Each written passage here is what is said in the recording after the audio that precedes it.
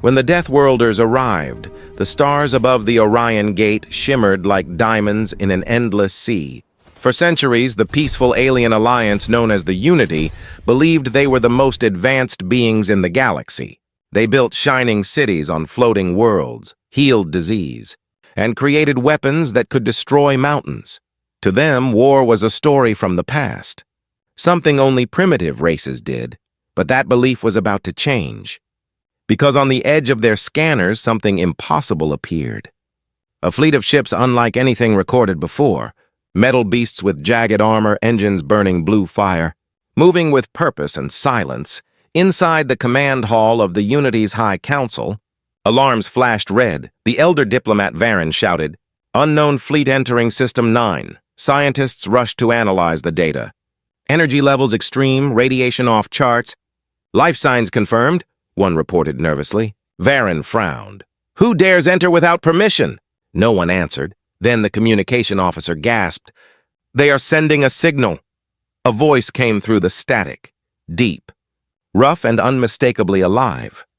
"This is the Terran Expeditionary Fleet. Requesting safe entry." The aliens looked at one another, confused. "Terran?" whispered Varen. "That word is not in our archives." When the first image appeared on the screen, silence filled the chamber. The newcomers were human. Tall, scarred, eyes sharp like predators. They wore black armor that looked more like survival gear than decoration. One of them stepped forward and said, "We come from a death world. We mean no harm." "But we do not beg," the council murmured. "Death world? What does that mean?" To the Unity, every planet they ruled was gentle, controlled, balanced by machines, but the humans came from a world of storms, volcanoes and beasts that could crush steel. A planet where everything tried to kill you from the moment you were born. They called it Earth, and the beings born there, the Deathworlders. Varen tried to hide his fear. He asked politely, "Why have you come?" The human commander replied, "Because your beacon reached our world, and we followed it." Varen looked at the council. "Impossible. That beacon was lost thousands of years ago." The human only smiled. "We found it." The aliens studied the humans' faces. They saw no softness, no fragility, only strength carved by suffering. They had expected frail explorers, but these humans looked like survivors of endless war. Rumors spread fast across the Unity worlds, whispers of monsters from a violent planet, creatures who fought nature itself and won. In the following days, the humans docked their ships at the Unity station. Every alien who saw them stepped back. They moved differently, not graceful, but steady and dangerous. When a door closed too loud, the humans turned instantly. "Hands near their weapons," one alien whispered. "They act like soldiers even in peace." Inside the cafeteria, a small alien child dropped a tray and ran away crying. The humans looked around, confused. Their leader said quietly, "We scare them without trying," another soldier replied. "We always do. Everywhere we go." Varen tried to organize a welcome meeting. He said, "You have crossed half the galaxy. Surely you must be tired." The human commander nodded. "We lost 23 crew on the way," the aliens gasped. "How? Was there a battle?" The commander looked distant. "No, the void took them, radiation storms, hunger, cold." His voice stayed calm, but his eyes showed pain, deeper than any alien there could understand. That night, as the Unity City lights glittered below the docking ring, two humans stood outside their ship. Watching the stars, one asked, "Think they'll ever trust us?" The other smiled sadly. "They don't even understand us yet." In a nearby control room, a group of young alien scientists watched secretly. They whispered, "They breathe toxic air. Eat protein from creatures their bones can break steel doors," another said. "If they come from a death world, what else hides there?" Fear mixed with curiosity, and far above them, hidden in the black of space, other fleets were already turning their eyes toward Earth. The Unity didn't know it yet, but history had just changed. Because when the Deathworlders arrive, peace never stays the same. Some worlds break, others awaken. And sometimes the most dangerous creatures are the ones who choose to protect instead of destroy. As the alien suns faded into darkness, the humans prepared to send a message home. "Mission successful. First contact established," the commander said. Then after a pause, he added softly, "They seem fragile. Like glass under pressure." His second-in-command looked out the viewport. "Let's hope they never see what real pressure feels like." In the distance, a storm of meteors crossed the sky. The stars blinked like eyes opening for the first time, and somewhere in that light, destiny whispered, the galaxy had met the Deathworlders, and nothing would ever be the same again. The day the Deathworlders spoke, the news spread across the galaxy like wildfire. The Unity had made contact with a new race, the humans, but they were not like any other species the galaxy had known. They came from a place that the translators called a Deathworld, a planet where even the plants fought to survive. Most aliens refused to believe it. They said, no intelligent life could rise from such chaos. But when the humans arrived at the Grand Assembly, everything changed. The assembly hall was the pride of the galaxy. Built of crystal and light, it could hold 1,000 species.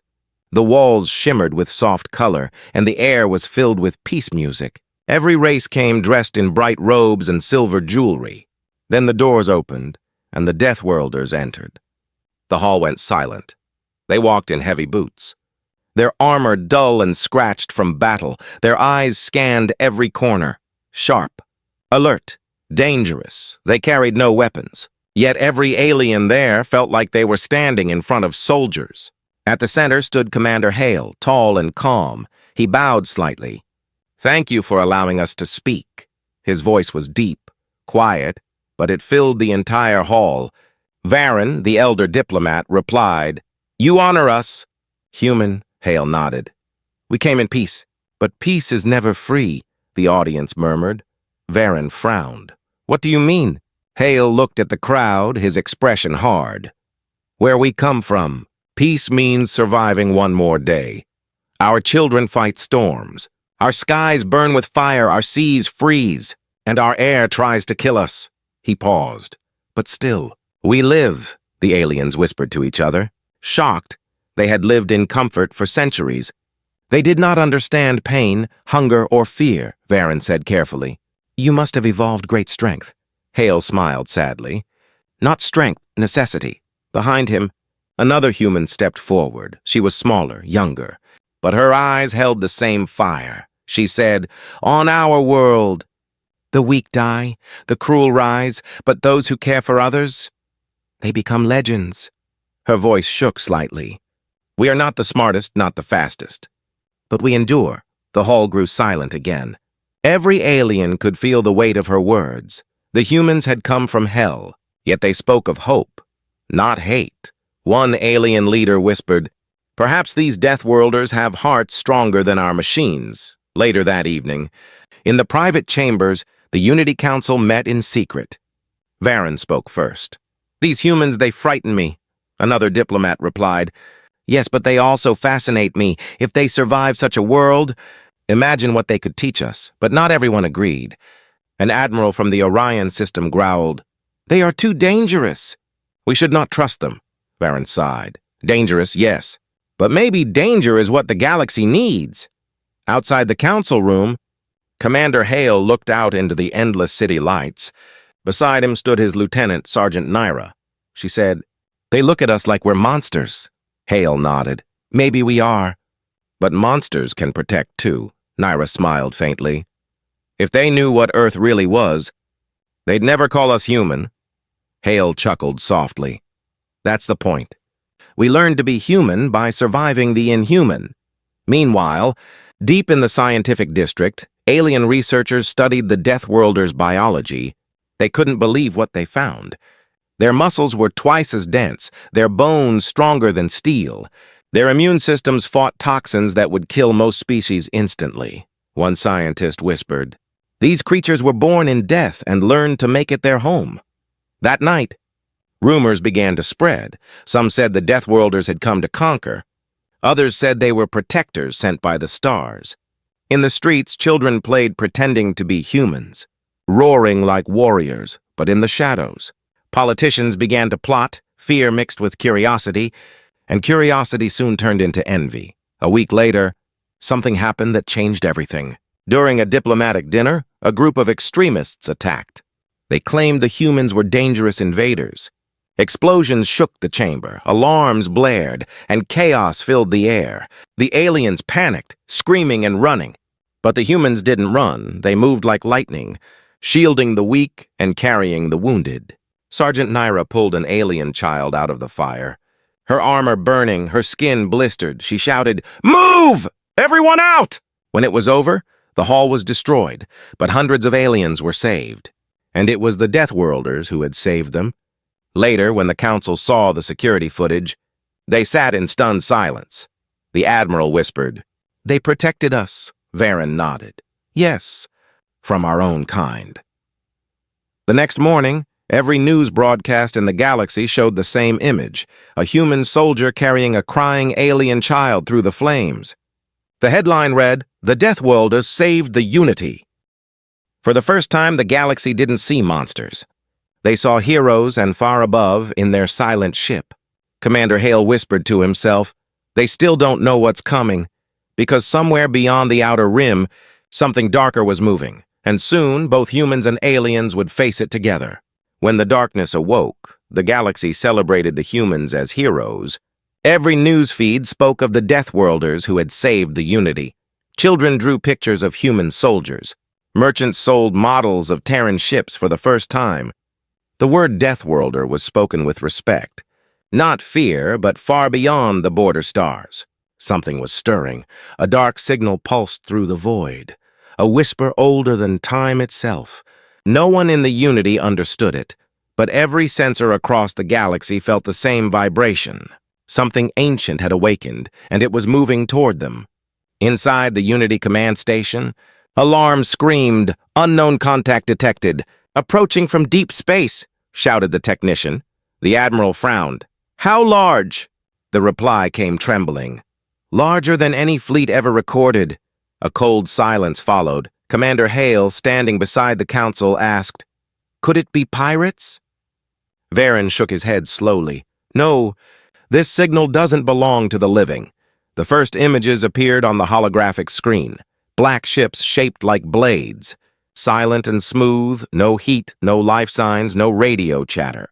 Only one message repeated over and over, a code from an extinct race known only as the Devourers. Hale's expression hardened. He had seen death before, but never like this. He turned to the council. "Get your people underground." "Prepare evacuation," the Admiral shouted. "We cannot just run." Hale looked at him coldly. "You can't fight what you don't understand."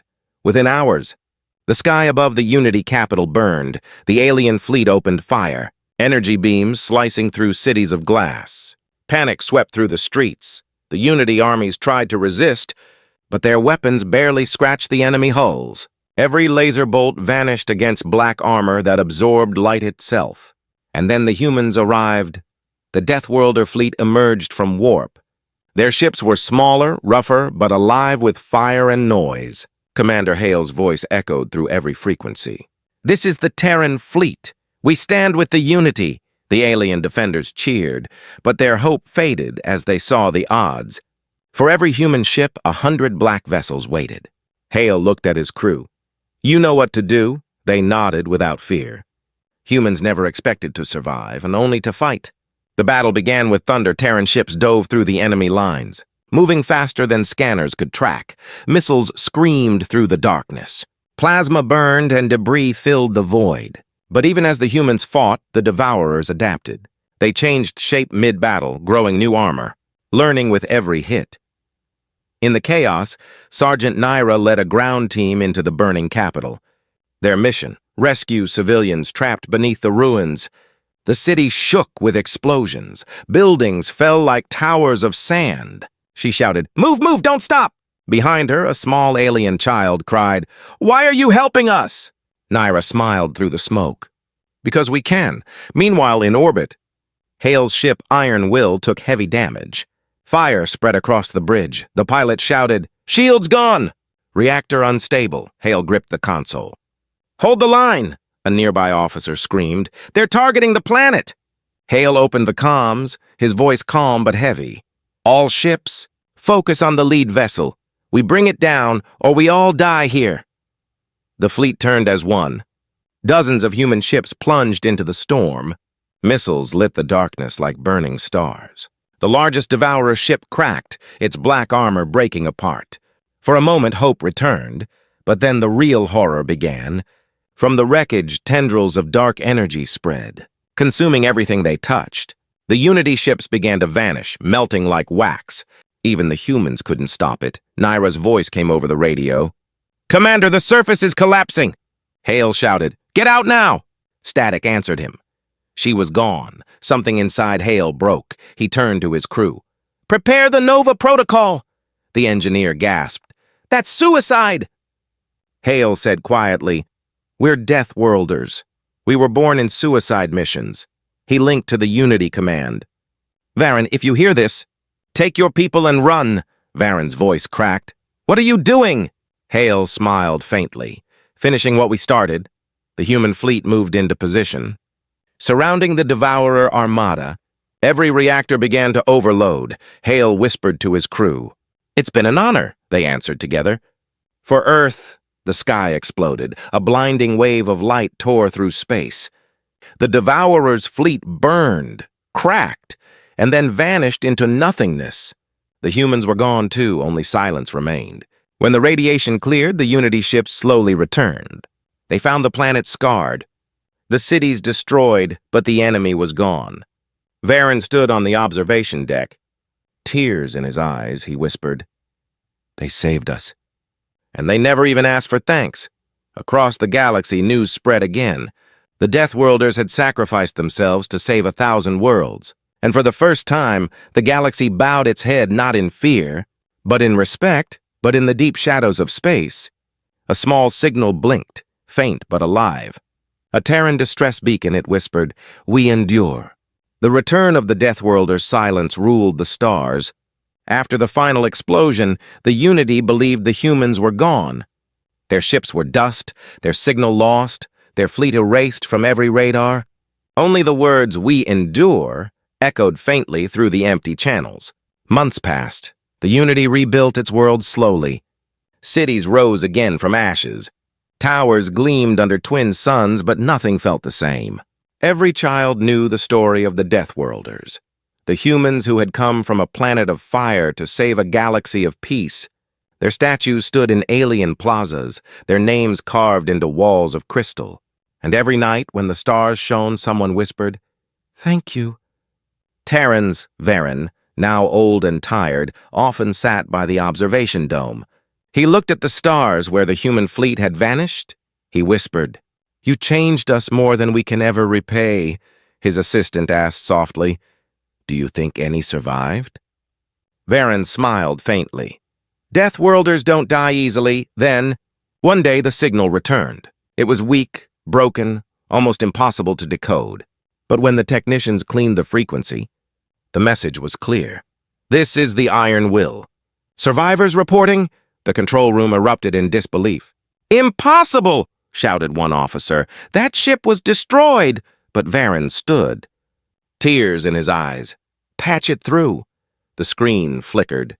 Static cleared, and there stood Commander Hale, bruised, scarred, but alive. Behind him, a few humans moved, and exhausted but breathing. He smiled slightly. "Told you we endure." The room fell silent. Even the machines seemed to stop. Varen spoke softly. "You saved us all." Hale shook his head. "We saved each other." He looked down, his voice low. "But we lost many, Nira." "She didn't make it." Varen bowed his head. "She will be remembered among the stars." Hale nodded. "That's all any of us can ask." When the human survivors returned, the galaxy welcomed them like heroes. Crowds of aliens lined the space docks, holding banners and glowing lights. For the first time in history, the Unity anthem was rewritten to include a human verse. The people sang, "They came from death to bring us life." But Hale wasn't interested in fame. He stood quietly before the council. Still wearing his burned armor, he said, "We can rebuild worlds." "But we must also rebuild trust," Varen asked. "Trust between who?" Hale looked out the window at the shining stars. Between every world that forgot what it meant to fight for life, the council agreed to form something new, the Alliance of Survival. a union of humans and aliens working together. They built new ships, trained new explorers, and swore an oath, never again shall darkness consume the stars while light still burns in one heart. Years later, children across the galaxy studied history and learned the name Deathworlder with pride. They didn't see monsters or soldiers, they saw protectors, beings who had walked through hell and brought back hope. On a quiet world far from the war, a small memorial stood beside a silver lake. It was a simple stone with words carved into it. Here rests those who lived when no one else could. The Deathworlders they endured, Varen visited often. His steps slow with age. One evening, as the sun set, he thought he saw movement across the water, a flicker of light, a shadow shaped like a woman in armor. He whispered, "Naira!" The figure smiled faintly before fading into the dusk. Varen smiled back. Even now they protect us. Meanwhile, far beyond the known galaxy, inside a new Terran ship, Commander Hale looked out into the endless void, the stars reflected in his tired eyes. His second officer asked, "Sir, where to next?" Hale smiled. "Wherever there's someone who thinks they're alone," the officer grinned. "Another rescue mission?" Hale nodded. "Always." He turned on the intercom, his voice calm and strong. "To all ships, we are the Deathworlders. We endure, we protect, and we never stop," engines roared. Lighting up the dark with brilliant fire, the fleet moved into hyperspace. Disappearing like a storm swallowed by dawn behind them, the galaxy glowed brighter, safer, because of them. And as the stars whispered through the void, the universe remembered the name of the race that came from the planet of death and brought life to all. The Deathworlders, the humans. The guardians born from chaos, who taught peace to the stars. And their message lived forever, carried in every beam of light across the cosmos. We endure.